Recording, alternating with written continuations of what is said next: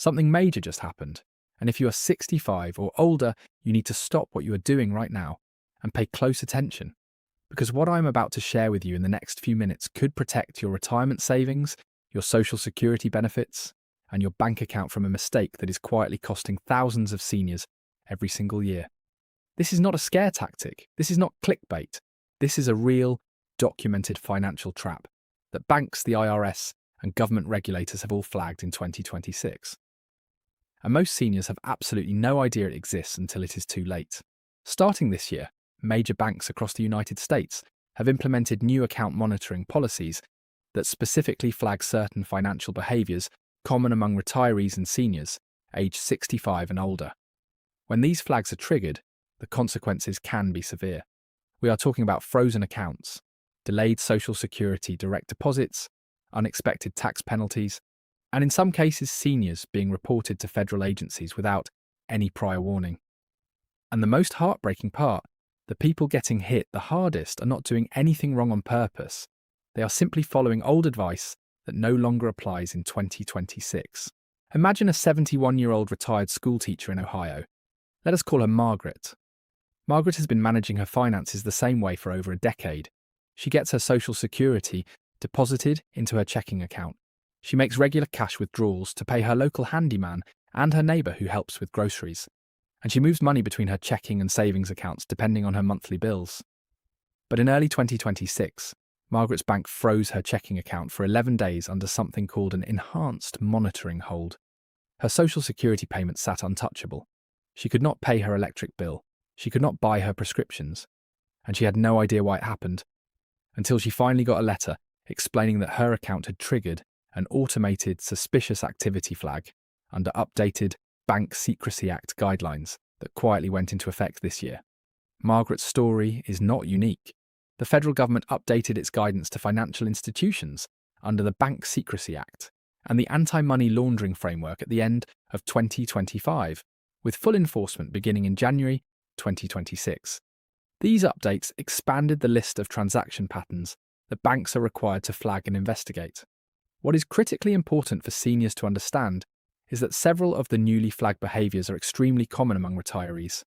And we are going to go through them one by one so you know exactly what to avoid. But before I do, I want to make sure you understand just how big the stakes are here, because this connects directly to your social security, your required minimum distributions, and yes, even your 2026 tax return. Many seniors have heard of the $10,000 cash reporting rule, the rule that requires banks to file a currency transaction report anytime you withdraw or deposit $10,000 or more in cash. What most people do not realise is that in 2026, banks have dramatically lowered their internal alert thresholds. You do not have to come close to $10,000 to raise a flag anymore.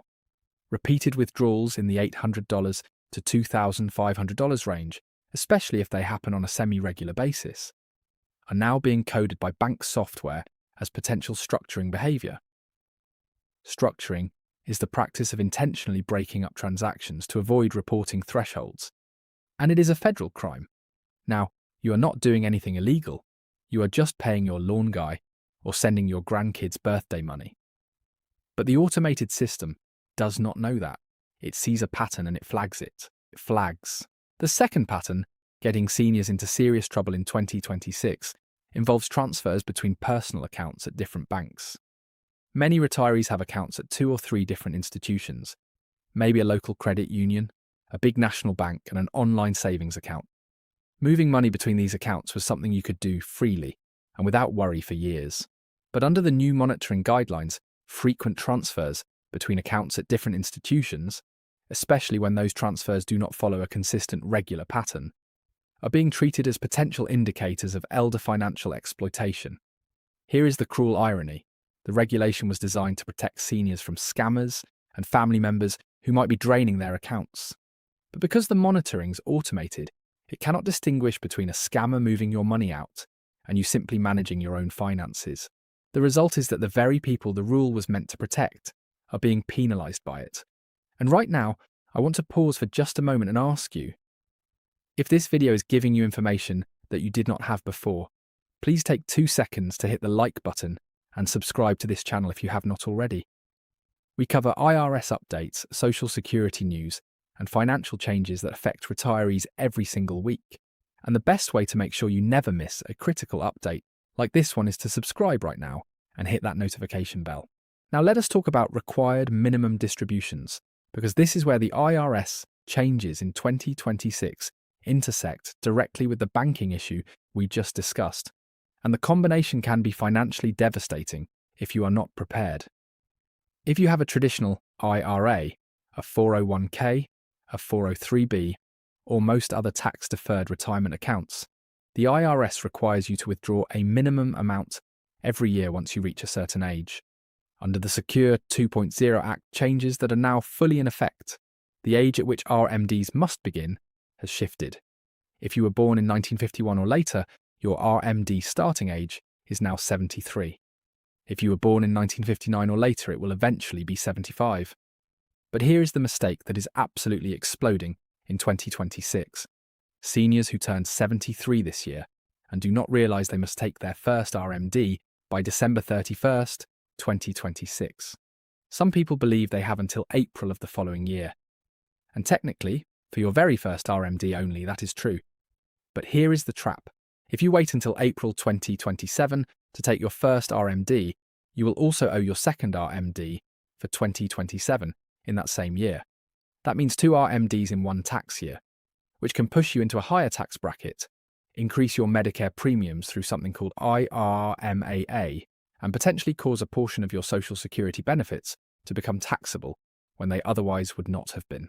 Many seniors are shocked to discover that their Social Security benefits can be taxable.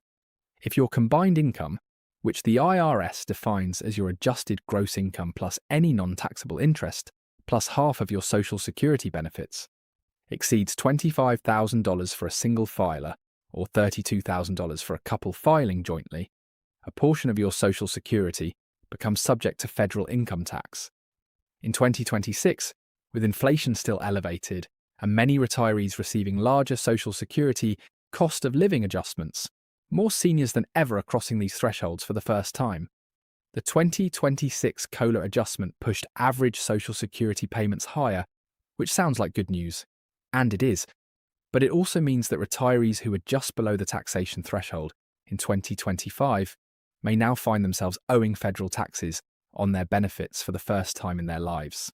If you did not adjust your withholding or make estimated tax payments, you could be looking at an unexpected tax bill and potentially a penalty for underpayment of estimated taxes when you file your 2026 return.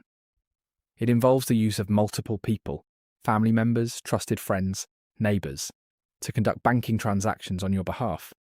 Many seniors, especially those with mobility challenges or those who live in rural areas, have a trusted person who occasionally goes to the bank for them, makes a deposit, or handles a transaction using a debit card.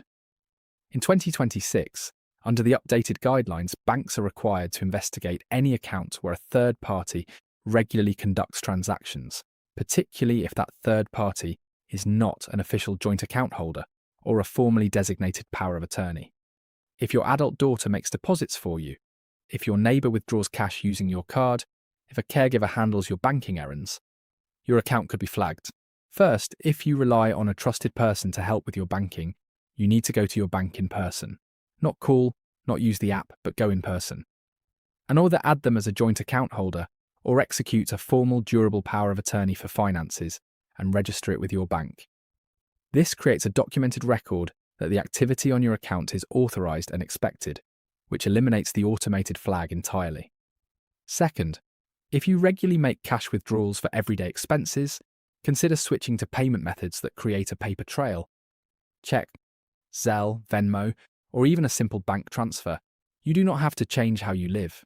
You just need to create documentation that shows your transactions are legitimate personal expenses, not suspicious activity. Third, if you have an IRA or a 401k and you are 73 or older, or if you will turn 73 this year, contact your account custodian this week, not next month, this week, and confirm that your required minimum distribution for 2026 is calculated correctly and scheduled to be distributed before December 31st, 2026. Do not leave this for the holiday season. custodians get backed up in December, processing delays happen, and a missed RMD results in a penalty of 25% of the amount that should have been distributed. If your RMD was supposed to be $8,000 and you missed it, you owe a $2,000 penalty on top of whatever income taxes apply to the distribution itself. Fourth, and this is perhaps the most actionable thing you can do today, go to the IRS website and use the free tax withholding estimator tool to check whether you are having enough tax withheld from your Social Security, your pension, or your retirement account distributions. If you are not, you can file a new Form W-4V with the Social Security Administration to request voluntary withholding, and you can submit a new W-4P to your retirement account custodian to adjust withholding from your distributions. Getting ahead of this before the end of the year means you will not face surprises and penalties when you file your 2026 return. Fifth, be aware of a Medicare premium trap that very few seniors see coming. Your Medicare Part B and Part D premiums in 2027 will be based on your 2026 income. This is called IRMAA, the Income-Related Monthly Adjustment Amount. If your income in 2026 is significantly higher than usual, perhaps because you took a large IRA withdrawal, sold a property, or received a large distribution of any kind, you could face substantially higher Medicare premiums starting in January 2027. The income thresholds for IRMAA in 2026